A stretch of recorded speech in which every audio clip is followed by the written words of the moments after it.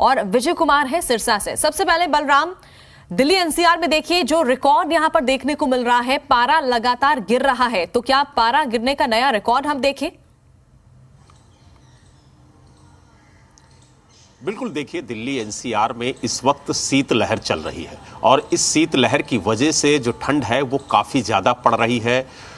कोहरा भी काफ़ी ज़्यादा पड़ रहा है, जिसकी वजह से सड़कों पर विजिबिलिटी बेहद कम हो गई है। जो वाहनों की गति है उसमें भी ब्रेक लगी है।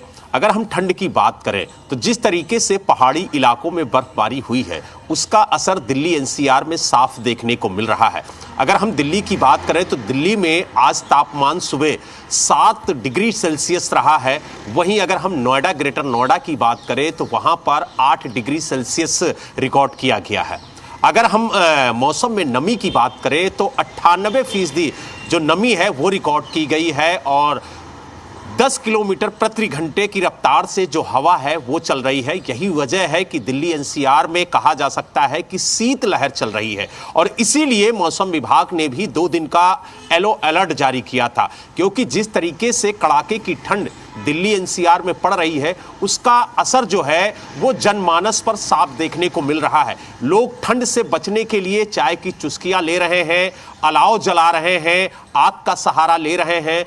लोग गर्म कपड़े पहन के घरों से बाहर निकल रहे हैं, उसके बावजूद भी लोगों को ठंड से राहत नहीं मिल रही है। तो ऐसे में समझा जा सकता है कि आखिरकार दिल्ली में किस तरह की ठंड पड़ रही है। और वैसे भी दिल्ली की जो सर्दी है वो लोगों को भली भांति मालूम है कि किस तरीके से हाड़ कपाने वाली ठंड दिल्ली में पड़ती है। और पिछले 2 दिनों से जिस तरह से दिल्ली में ठंड पड़ रही है उसको लेकर के आम जनमानस काफी ज्यादा प्रभावित है। चाहे इंसान हो चाहे जानवर हो, हर कोई इस कड़ाके की ठंड से परेशान है। और ये कहना गलत नहीं होगा कि दिल्ली में हाड़ कपाने वाली ठंड पड़ रही है, क्योंकि इसका सीधा असर आम जनता पर, आम जनमानस पर देखने को मिल रहा है। क्योंकि लोग चाहे जितना कपड़ा पहन के घर से निकले लेकिन वो सड़कों पर ठिठुरते हुए ही नजर आ रहे हैं। और सबसे ज्यादा दिक्कत उन लोगों को हो रही है जो बाइक से जा रहे हैं, जो साइकिल से चल रहे हैं, उनको सबसे ज्यादा दिक्कत हो रही है।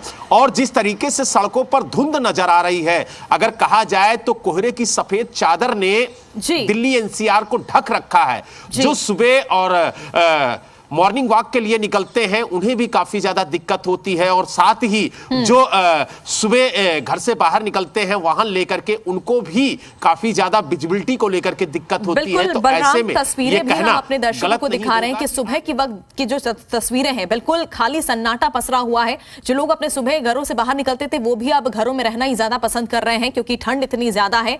पीयूष गौड़ हमारे साथ बने हुए गाजियाबाद से। पीयूष, उत्तर प्रदेश का हाल बताइए, क्या यहाँ पर तैयारी प्रशासन ने क्या की है? क्या आने वाले दिनों में कोई राहत मिलती हुई नजर आ रही है?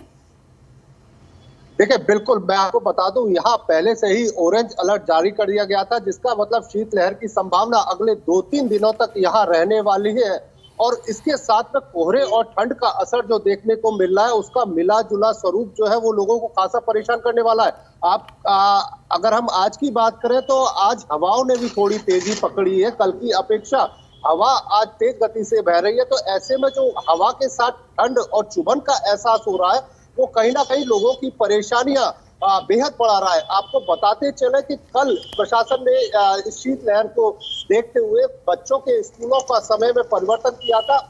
पहले 8 से 9 का समय किया गया था, अब उसको बढ़ाकर 10 बजे का कर दिया गया है। तो अब गाजियाबाद की अगर हम बात करें तो यहाँ 12वीं तक के स्कूल अब 10 बजे से खुलेंगे और 10 बजे खुल रहे हैं। इस समय हम स्कूल के बाहर ही खड़े हैं, आप देख सकते हैं किस तरीके से छोटे बच्चे अपने स्कूल आ रहे हैं, क्योंकि 10 बजे का अब समय हो गया है।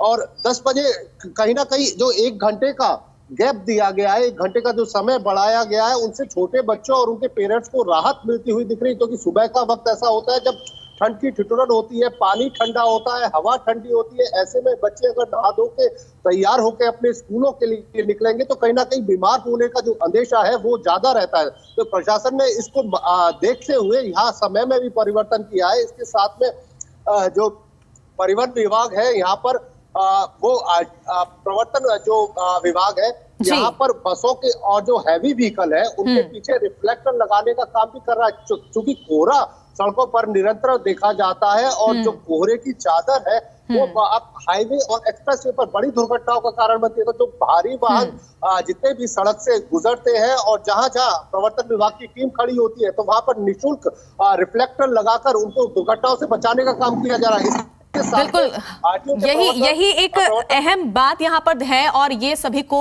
जरूरी भी है जानना कि कोहरे की वजह से ये होता है कि हादसे बढ़ जाते हैं और अपनी रफ्तार पर काबू पाना यहाँ पर बहुत ज्यादा जरूरी है, जिसको लेकर निर्देश भी यहाँ पर दिए जा रहे हैं। सिरसा से हमारे सहयोगी विजय कुमार भी बने हुए हैं। विजय, आम जनता तो परेशान है, लोग परेशान है, देखिए ठंड का जो सितम जारी है, लेकिन हरियाणा में किसानों का क्या कहना है? क्या ये ठंड फसलों के लिए ठीक है?